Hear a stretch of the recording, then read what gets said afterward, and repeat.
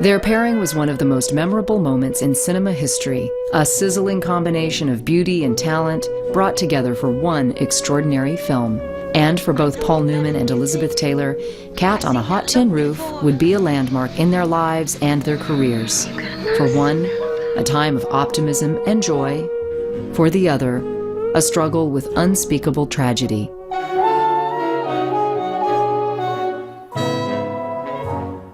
By the time Cat on a Hot Tin Roof began filming in February of 1958, both Paul Newman and Elizabeth Taylor were at a crossroads.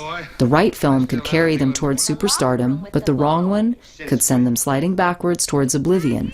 In 1958, Elizabeth Taylor was 26 years old, and she had already been making movies for 15 years.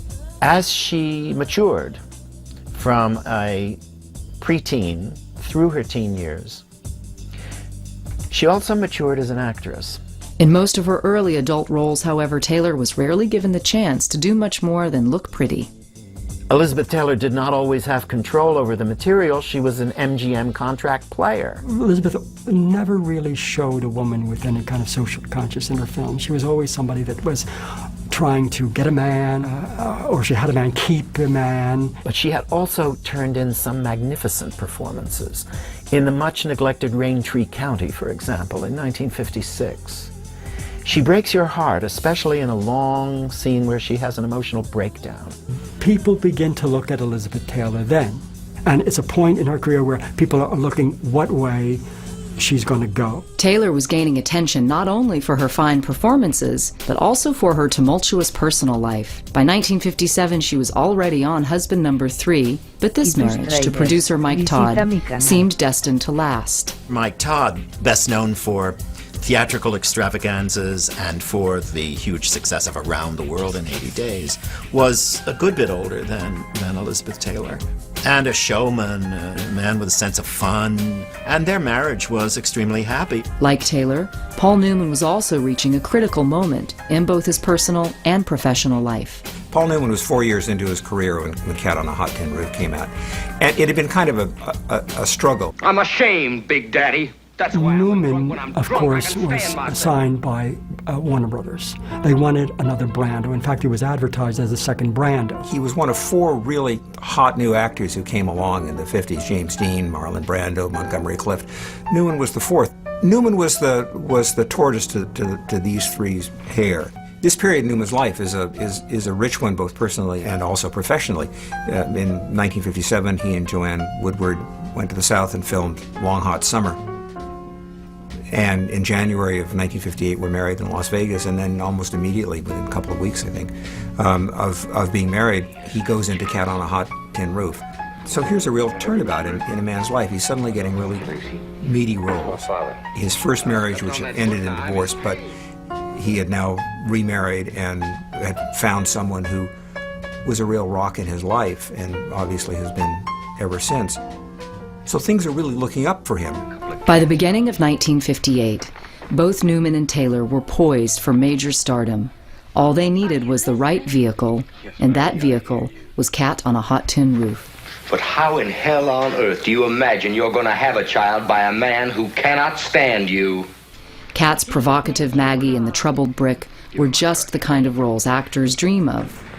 For Newman, he saw the brooding and complicated Brick would give him a chance to break free of the type of roles his extraordinary good looks had locked him into. The problem with Newman all the way through in this, and it's an interesting part of all the roles that he plays, here's a guy who's so almost unnaturally good looking, so handsome, so beautiful in a way. He had to find a way to play against that. Otherwise, he'd just be a two-dimensional character. And in fact, that was his real problem. Once filming began on March 22, 1958, both Newman and Taylor dove into their roles, each drawing on their own experiences to help them develop their characters. For Newman, the strained relations with his on-screen father, Big Daddy, had parallels within his own life. For Cat on a Hot Tin Roof, in which there is a young man yearning for a relationship with his father and not willing to settle for simply one with superficial blessings to him, the wealth and the money that family could give. Very much mirrored his own experience as a young child, where he had a very distant relationship with his father, never felt that he had really pleased him. His father died before Newman could make a career for himself and demonstrate to his father that he had amounted to something. We've known each other all my life, and we're strangers. You own 28,000 acres of the richest. You own $10 million. You own a wife and 2 children. You own us, but you don't love us. Surrounded by a first-rate cast of supporting players, including Burl Ives, Judith Anderson, Jack Carson, and Madeline Sherwood, Newman and Taylor were electrifying on screen, but never more so than in their moments together. Give me my crutch, Maggie. Lean on me, baby.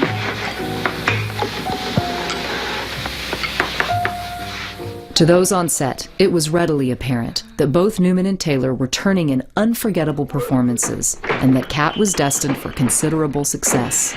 But then, a tragic event threatened to bring Cat on a Hot Tin Roof to a halt. On March 22, 1958, Elizabeth Taylor's husband, Mike Todd, was killed when his private plane, the Lucky Liz, crashed in the remote mountains near Grants, New Mexico. And you know, she was supposed to be with him in that plane.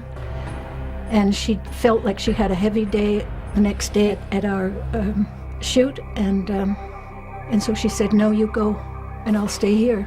I remember that we went to MGM, and we were told that they were going to suspend filming. They weren't sure for how long. In spite of her overwhelming grief, Elizabeth Taylor forced herself to return to work to finish the film she began so joyously only a few weeks before. There is a picture. There was a photo they took. They took it right off the bat, the very first day we were there, on the steps, graduated, all of us. And that photo says it all about Elizabeth. She looked so grief-stricken, so sad, and yet so contained. In a way, being forced to go back to work might indeed have been good for her. It gave her a purpose. But it was a deeply unhappy time from which it took a great deal out of her, as well understandable. You know, Elizabeth, she's such a pro in whatever she does, in the best sense of that word. And she never let her fellow actors down, or her director, or her crew. When Cat on a Hot Tin Roof reached the screen in September of 1958, it was everything everyone hoped it would be, becoming one of the year's biggest sensations. And at Oscar time, it was honored with multiple nominations. 6 nominations: Best Picture, Best Actor, Best Actress, Best Script, Best Directing, and Best Color Photography. With each earning a well-deserved Oscar nomination, no one benefited more from the success of the film than Paul Newman and Elizabeth Taylor. Well, Cat on a Hot Tin Roof, of course, was one of the major films in Elizabeth Taylor's career.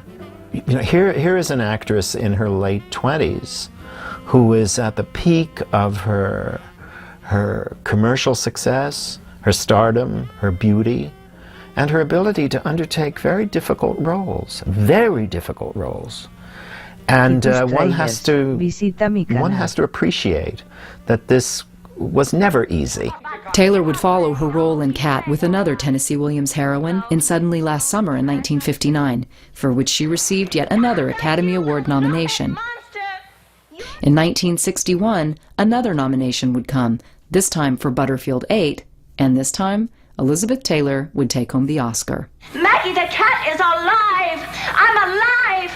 Why are you afraid of the truth? Truth!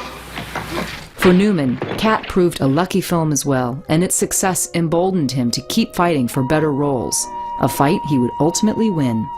At the end of Cat on a Hot Tin Roof, Paul Newman is in a really great position, another springboard. He's going to make Young Philadelphians, Sweet Bird of Youth, The Hustler, which is going to be a signature movie for him, and HUD, another signature role. So that suddenly he was able to capitalize in a way that not every actor is able to do on this great success that he's just had. In the decades since its first production, Cat on a Hot Tin Roof remains one of Tennessee Williams' most frequently revived plays, and the remarkable performances of Paul Newman, Elizabeth Taylor, and the rest of the cast continue to remain as fresh and vital as when they first loomed large across movie screens worldwide in 1958.